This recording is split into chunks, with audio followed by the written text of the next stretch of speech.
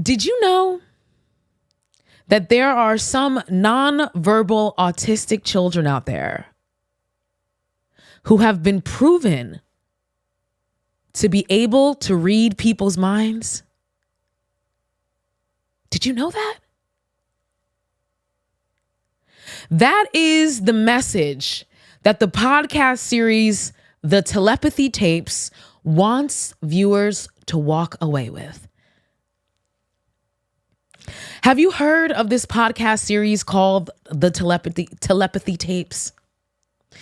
It's a podcast series by journalist Kai Dickens, who came across a neuroscientist, researcher, and author named Dr. Diane Hennessy Powell, who was once a faculty member at Harvard. And she came across this woman who was researching claims of families who said that their nonverbal autistic children were telepathic and able to read their minds. And so Kai Dickens, the journalist who created the Telepathy Tapes, was intrigued. And so she decided to reach out to Dr. Diane Hennessy Powell. And she interviewed her. And in the interview, she got the general story of like how we even got to this place and like the origins of this research, et cetera, et cetera.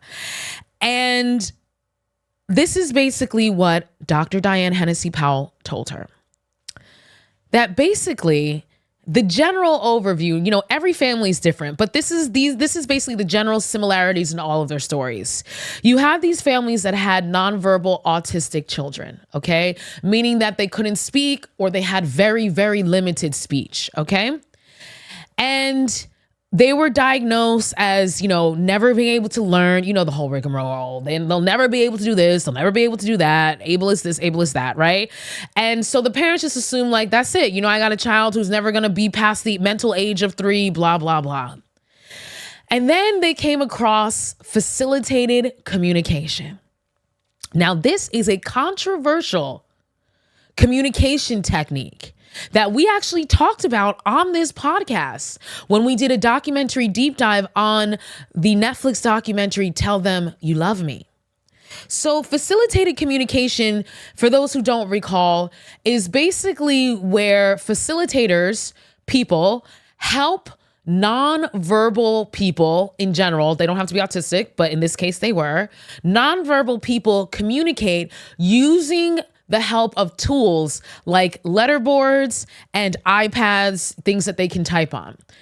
However, where the controversy comes in is that a lot of these nonverbal people have mobility issues, and so they require actual physical support from the facilitator.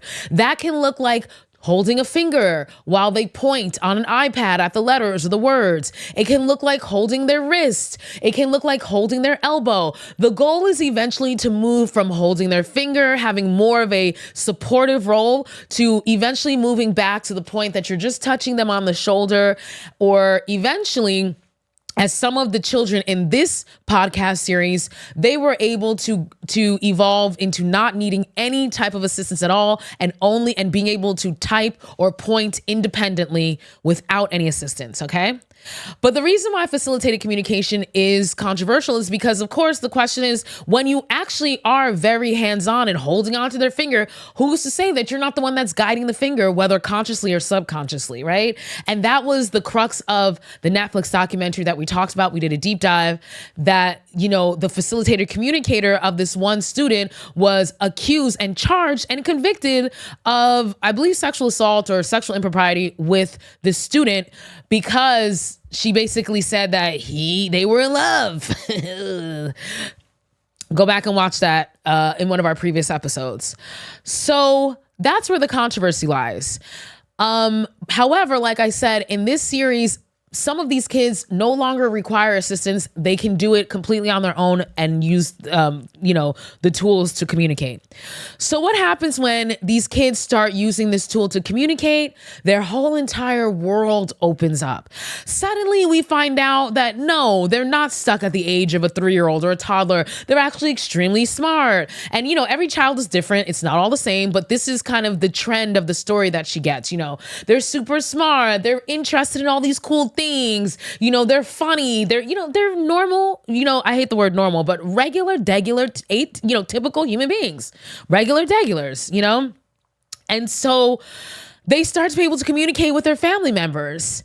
And eventually comes the point where, in some cases, the child themselves tells the parent, using facilitated communication, that they can read their parents' minds. And the parent, of course, typically is like, what the hell are you talking about? Get out of here, right? But there's some parents who are like, I thought I was crazy, but I thought this fool could read my mind. And then when he said he could read my mind, I was like, damn. And so what do these families do? They test it, right? They start doing these, informal tests to test their child's ability to read their minds. And some of these kids, they're able to read only their mother's minds. Some of these kids are able to read all of their family members' minds. Some of these kids are able to read everybody's mind, okay? And so they start doing these tests, these informal tests. And so where Dr. Diane Hennessy Powell comes in is that these children, their parents would reach out to Dr. Powell, okay, because she was studying this. And they would reach out and say, we don't know what's going on, but this is what we're experiencing. Help us. And that's when Dr. Diane Powell started to research this. She started to create experiments, rigorous experiments, using scientific method, making sure that she's following all the checks and marks because, she's a real scientist. And so she starts doing all of these experiments and she starts to believe that these kids really are telepathic and they really are able to read people's minds. And that's just the tip of the iceberg. That's just the tip of these kids' abilities. And so while she's talking to Kai, the journalist who created the telepathy tapes, Kai asks her, all right, you've been doing these tests over all these years. What is the accuracy that you would give these kids who are supposedly telepathic? And Dr. Powell tells her that she says that they are roughly 95% accurate. When she said that, when I listened to that, I was like, what? 95%? I mean, I don't know what I expected it to be, but I definitely didn't expect it to be that high of a percentage.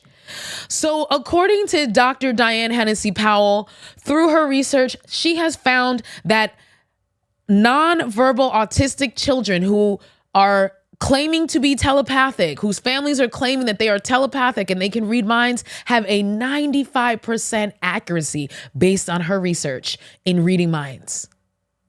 And so this piques Kai's interest, okay? And so being the journalist that Kai is, Kai decides that she wants to meet some of these kids and she wants to create some tests herself independent of Dr. Hennessy in order to see if this lady is a quack or not. And that is where the telepathy tapes begins.